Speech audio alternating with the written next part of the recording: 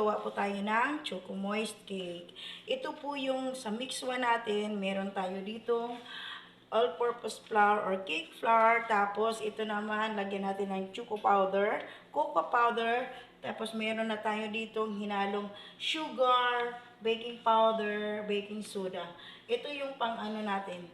Ito yung sa mix 1 natin. Ngayon, halo natin yung pang mix 2 natin. Dapat ihalo natin yung isang cup na tubig. Mix natin yung isang cup na tubig. Gamitan natin siya ng, hindi natin ito pwede, ito ang gamitin natin. Kasi kailangan natin, ayan, itong gamitin natin. Tapos, meron tayong gatas, fresh milk ang gagamitin natin. Tapos, ito naman yung ito naman yung mantika. Gagamit tayo dito ng mantika. Ayan. Gagamit tayo ng isang itlog dito. Kailangan natin itong i-mix ang isang itlog dito. Ayan. Ito, itlog yan. Isang itlog. Tapos, haluan natin siya ng 4 egg yolk din. Ito, may egg yolk tayo dito. Egg yolk gagamitin natin dito ang egg yolk. Ayan. Ito yung i-mix natin. By hand ha, hindi pwedeng gamitin ng machine. Ito kailangan sa kamay lang. Ito ang gagamitin natin. Tapos, mix natin ng maigi. Mix natin siya ng maigi. Ito yung gagawin natin Choco Moist Cake. Tapos, ayan. Mix na natin. Pagkatapos ng ma-mix siya, halo natin yung gagawa tayo dito sa kabila ng mix natin tong yan. Gawa tayo ng icing. Ito yung egg white. Ito yung panmiring natin. Gawa tayo ng egg white. Yan.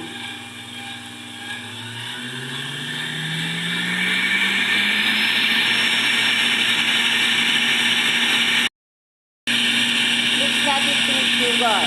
Yan. Gawin natin yung meron yan. Tingnan natin. Yan. Hayaan na muna natin siyang mag-fluffy. Ito.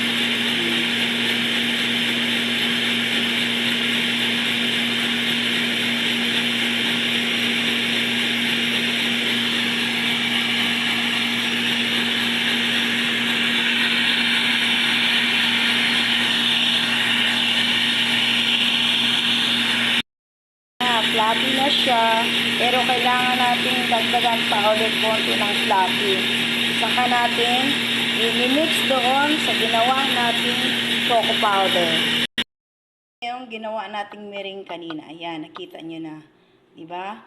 Yung egg white at saka sugar at saka may cream of tartar. Iyon ang gamitin natin para ihalo natin dito sa Choco Moist. I mean, yung sa chocolate natin ng iyan. I-mix natin dito pa konti-konti. Pero hindi natin pwedeng gamitin ang gagamit tayo ng spatula. Kailangan gamitin natin to. Ito na. Ito na po, gamitin natin dito. Ayan. Tayong gamitin natin. Ayan. Ito na po yung mix natin dito. Ayan. Ayan.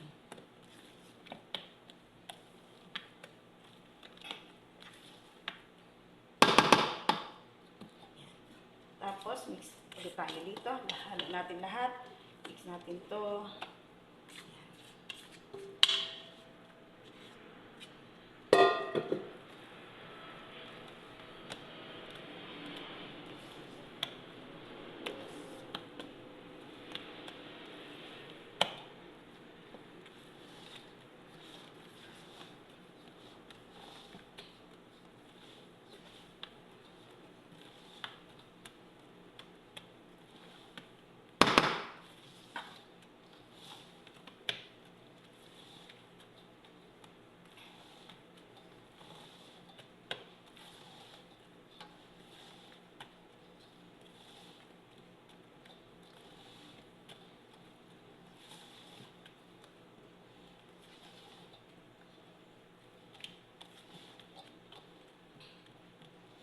Okay na po siya. Lagay na natin siya sa molding natin.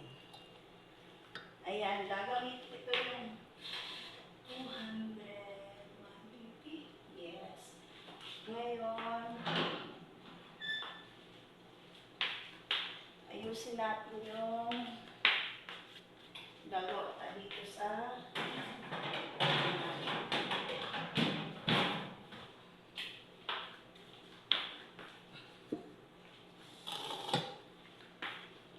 ito yung gagamitin natin, molding natin. Dalawa gamitin natin.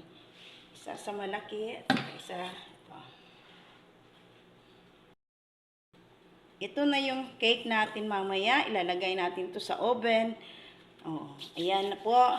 Tapos, lagay na natin sa oven kasi mainit na yung oven natin. Ayan.